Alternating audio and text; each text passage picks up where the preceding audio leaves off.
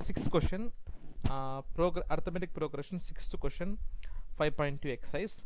Check whether minus 150 is a term of the AP 11, 8, 5, 2 and so on. అంటే arithmetic ప్రోగ్రెషన్లో ఉన్న ఈ సిరీస్లో 11, 8, 5, 2 అలా నెక్స్ట్ నెంబర్ రాసుకుంటూ పోతే -150 ఈ -150 అనే టర్మ్ వస్తుందా రాదా చెక్ చేయమంటున్నాడు.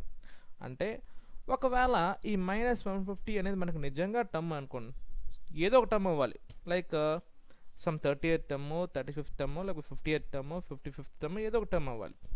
అట్లీస్ట్ ఒక టర్మ్ అవుతుందా అవ్వదా అని మనం చెక్ చేయాలి. అంటే దాన్ని ఏమనుకోవాలంటే మనము ఏఎన్ అనుకుందాం, అది నిజంగా టర్మ్ అవుతుంది అనుకుంటాం. దాన్ని ఏమనుకుంటాం మనము ఎంత టర్మ్ అనుకుందాం, ఏఎన్ అనుకొని ఎన్ వాల్యూ కానీ మనకి ఇంటిజర్ వాల్యూ వచ్చింది అనుకోండి, yes exactly it is a term.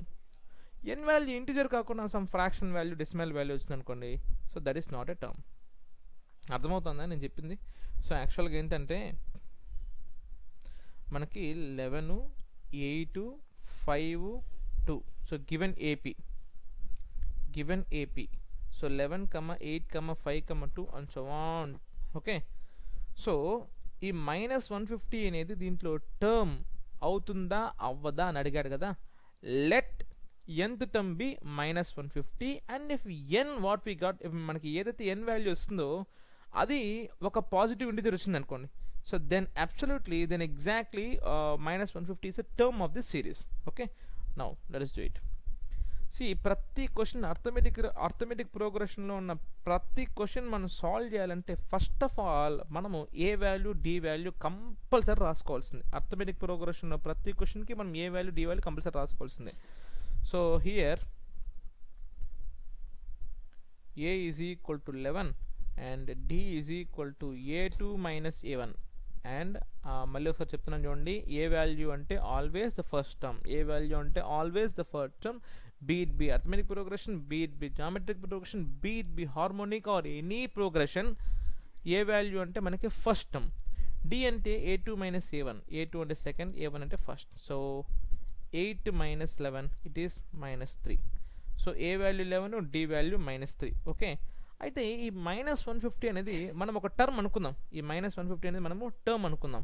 So therefore let a n is equal to -150.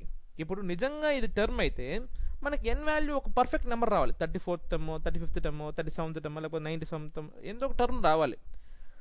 అలా అంటే ఎగ్జాక్ట్ వాల్యూ రావాలి. అలా రాలేదనుకో అప్పుడు మనం చేసిన తప్పు అనమాట, అంటే అది -150 అనేది రాదనమాట. సో మనకి -150 ఎగ్జాక్ట్గా కానీ ఒక ఇంటిజర్ వాల్యూ వస్తే ఎన్ వాల్యూ, అప్పుడు ఆ -150 అనేది మనకి టర్మ్.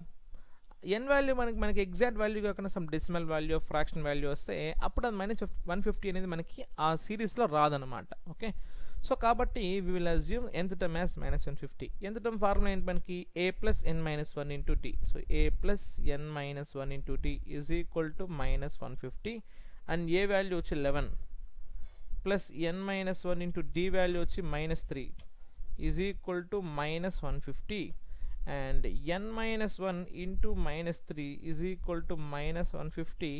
ఈ 11 అవతల పోతే ఏమవుతుంది మనకి -11. So therefore n minus 1 into -3 is equal to -161. So ఈ ఇక్కడ బ్రాకెట్ ఉంటే మల్టిప్లై అవుతుంది, అంటే ఇక్కడ -3 మనకి మల్టిప్లై అవుతుంది, అవతల పోతే ఏమవుతుంది మనకి divide. So therefore n minus 1 is equal to -161 by -3. 161 మనకి 3 టేబుల్లో పోతుందా అంటే ఎగ్జాక్ట్గా పోదనమాట. ఎందుకంటే ఒక నెంబర్ 3 టేబుల్లో డివిజిబుల్ అవుతుందా అవ్వదా అంటే ఆ సమ్ డిజిట్స్ వచ్చి సమ్ డిజిట్స్ యొక్క సమ్ అనేది మనకి 3 మల్టిపుల్ అయి ఉండాలి. ఇక్కడ 6 + 1 7, 7 + 1 8 కదా.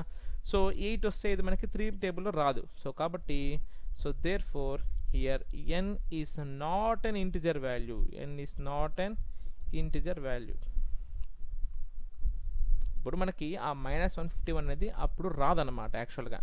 ఓకే, సో ఒకవేళ మనకి -151 రావాలి అంటే అది పర్ఫెక్ట్గా ఎంతో ఒక టర్మ్ అయిండాలి కదా, 34th term, 32nd term, 28th term, 27th term అయిండాలి. అంటే మనకి ఇక్కడ పర్ఫెక్ట్ నెంబర్ వస్తేనే కదా అప్పుడు అవుతుంది. ఇక్కడ పర్ఫెక్ట్ నెంబర్ రాలేదు అంటే అది కూడా కాదు అనమాట. So therefore -150 is not a term of the given AP, not a term of the given arithmetic progression. Okay.